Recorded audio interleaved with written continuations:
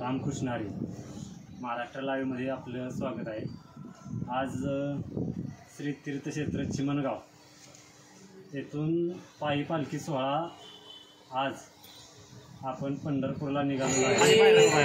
आता उठावे मना एक नाही नारायणा तुका म्हणे भोग गेला दिवारी झाला।